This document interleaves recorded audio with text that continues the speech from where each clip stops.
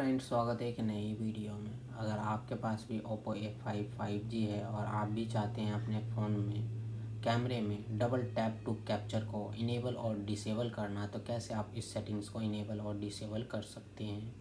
तो चलिए वीडियो करते हैं स्टार्ट। सबसे पहले आपको कैमरा ऐप को ओपन करना है। सबसे टॉप में राइट साइड में 3 डॉट का ऑप्शन मिलेगा, क्लिक करना है। सेटिंग्स पर क्लिक करेंगे, उसके बाद आपको इस टाइप का इंटरफेस देखने को मिलेगा। शूटिंग मेथड पर क्लिक करना है। टैप टू कैप्चर का ऑप्शन मिलेगा, राइट साइड में स्विच मिलेगा। स्विच पर क्लिक करके ऑन कर लेंगे और बैक चले जाएंगे।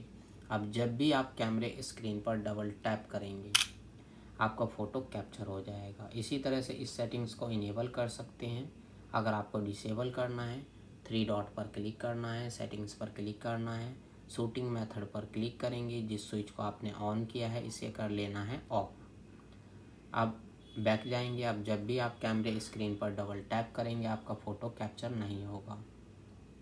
तो आप इसी तरह से इनेबल और डिसेबल कर सकते हैं। तो आज के वीडियो में बस इतना ही।